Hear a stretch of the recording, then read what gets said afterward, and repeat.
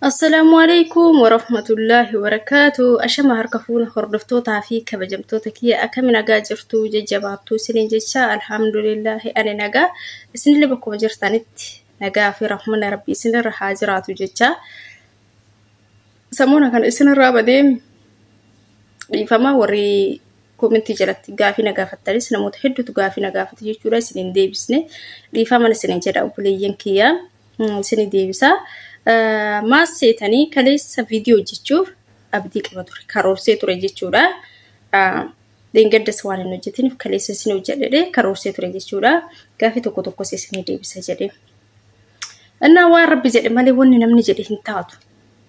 Maaltu na mudate seetan kaleessa hiriyaa ta'e hojii hojii maaltu na mudate seetan sekendii takka waan hin guunne keessatti sekendii takka. Wallaahi hagam maallee ajaa'iba natti ta'e. Takka hin kolfu takka hin garabo bakka hin beekan na kaleessa jechuudha ganama naannoo sa'aatii 4tti jechuudha meeshaa wayii gadi baasne sababa meeshaa kana ammoo duraan nuti ka balbala guddaan baan yeroo makamiyyuu balbala guddaan baan jechuudha balbala makiinaa seenu isaanis balbaluma saniin seenin jechuudha. Ka xiqqaasan baay'inaan gara sachi deeman balballi manni balbala lama qaba. Balballi guddaan gara balbala manaati waan dhiyaatuuf yeroo baay'ee achi seenan achiin bayan jechuudha. Balballi xiqqaa fi balballi kun immoo xiqqoo achi fagaata waan ta'eef yeroo baay'ee karaa saniin baana karaa saniin gallachuudha balbala guddaati. Subhaanallah rabbiin adaa yoo waasee sababuu hedduu ufumaa deemtee itti dhayxa jechuudha. Minna maasetan haga asiin balbala guddaa biraan aduu qaba xiqqoo aduu nama gubu gara balbala xiqqaa saniin immoo jala chideem gaaddisa jira shigginyi jira waan ta'eef shigginyi sun gaaddisa qaba jechuudha. Nuti hoo akka aduun nu gubne adummaan kun balbala guddaa bira haga gabbaan akka aduun nu gubne jenne gara balbala xiqqaa saniin baana jechuudha. Baanee nagaumaan gizee dachaanu isiin na dura osseentee animmoo si duuba hafee amma balbala kana cufuuf gadhiiba naa cufamuu dide balballi kun yoo naa cufamuu dide siin na biraachi deemte na biraachi siite siin innaan balballi maa cufamuu didaa jedhee nama mucatti innaan gadhiibdu malee cufamuu naan jette achiin qabannaa isaa duubaa tokko kas qabannaa wayii qabannaa san keessa harka achi yoo naqeetiin gadhiiba jedhu Ramo wayna iddu seetani wallahi kinniisa fakkaata garuu kinniisa miti ani itti waan biraa si'ee bufuma si'ee bakka hin beekon hin iyye jechuudha. Iyyeetiniin haga iyyee ka'e immoo balballi qabannaan isaa keessa achi akka godaa wayiiti beeytani gajjedhee laali maal akkana iddi san laaluuf jechuudha.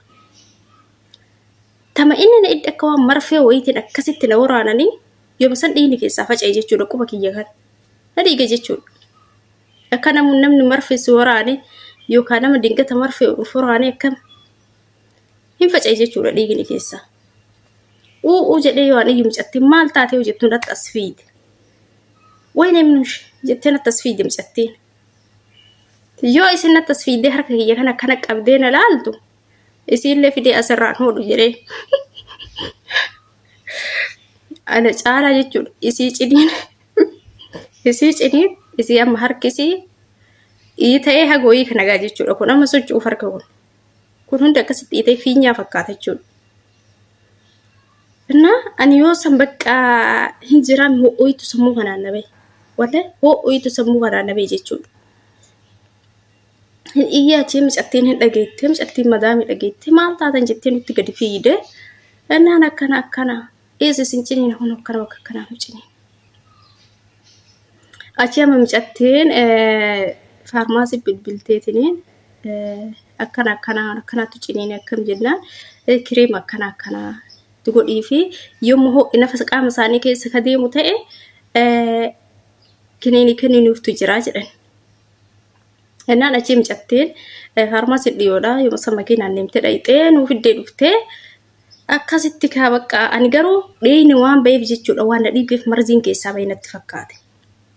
Mucattii immoo hin dhiine mucattii bakka akka badaa'ite gammaatu jechuudha. Wallahi ani garuu yoo san waan na dhiigeef yeroo san ani cuunfelle akka dhiigu godhe jechuudha. Inni dhiiga beemi sirriitti cuunfe jechuudha keessa. Ana akkasitti bakka wallaahi isi amma hagamma sanuu harka mirgaa ciniine kiyyammoo harka bitaa quba jidduu kanarraa na ciniine jechuudha. Akka waan marfennoo raadanii hagamma milikkita qaba jechuudha. Kinniisaa miti raamichi kinniisa fakkaata.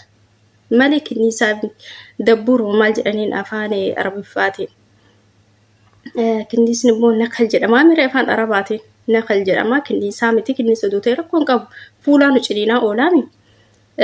Kun immoo yoo nama ciniine bakka hin jiraami hoo afaan namatti godha jedhan warri beeku jechuudha.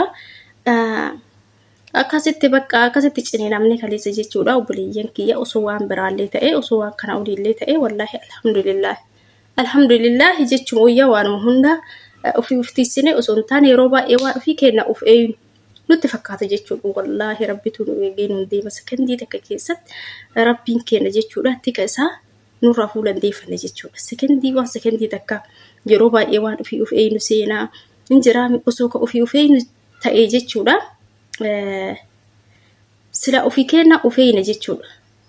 Kaleessa ma'anum fakkeenyaaf oduu haga hadhaa nafsee tiyyatan anka homa waan badaa irraa waan nama miidhan irraa ka of eegu ta'e kaleessa sila maaliif of hin eeynere jedheetiniin akka ofii kiyya of quban qabne akka ofii kiyya of eeguu hin dandeen akka ofii kiyya nafsee kiyya badii irraa baraaruu hin dandeen akka beeku na gargaara jechuudha. Sekondii takka keessatti sanuu balbala dura gadhiibeet cufamuu didee lammatatti deebi odoo akkasittuu dhiisee waan jettani mucattiin gadhiibi yoo si cufamuu didee dhiisinaan jettan isa cufuuf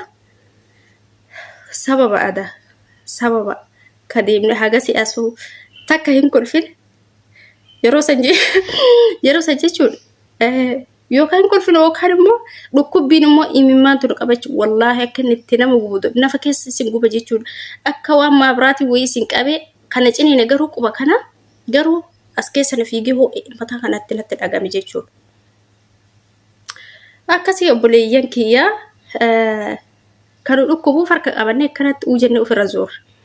Namni bakkuma sana illee siqu achumatti daandillee buuna jechuudha. Akka olaan martoon qabdee. Wallee akka olaan martoon qabdee achuma zoora jechuudha. Harka qabannee akka itti isin gubu wallaahi marfeen akkas nama dhukkubsu. Marfeen akkas nama dhukkubsu jechuudha. Marfeen bakkuma sana isin dhukkubsa malee nafa kun immoo nafa keessa isin fiige jechuudha. Ho'isa.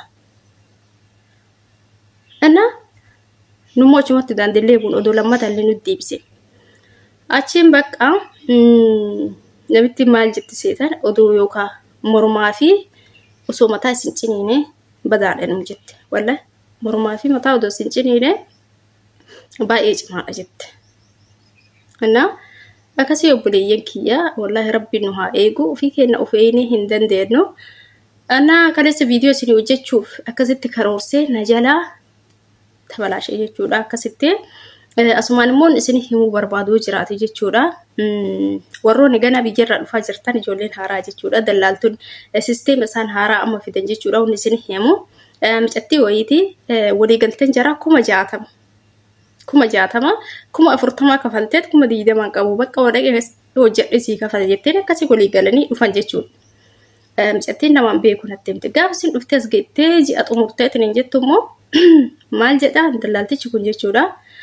Birrii ji'a tokko naa kenni jedha. Birrii Dubaay birrii ji'a tokko birrii 1,000 jechuudha. Asumatti 22,000 isii nyaachuu hedaa jechuudha.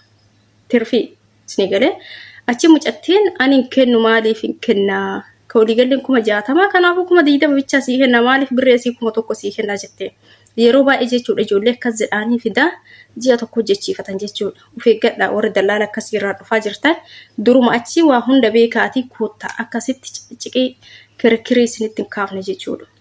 Kanan isinitti himuu barbaada. Ijoolleen baay'een jechuudha gaafa achi dhufuu eddan isinii ilaallaa rakkoon qabu gaafa dhayxe kafaltaa bakka kaafi jedhanii gaafa isin as dhuftan immoo birrii ji'a tokko keessan isinirraa muran jechuudha. Anamma waan si gaafadheef malee odoo madaamii teetiin birrii isii ji'a tokko na ergi jedheeni sila ana harka gayaa anatu doongoredhee micattitti dhaadannoo dhiyeesse jechuudha namichi. Kanaaf akka akkas isin goone of eeggadhaan isin jedha. obboleeyyan kiyya. Akkas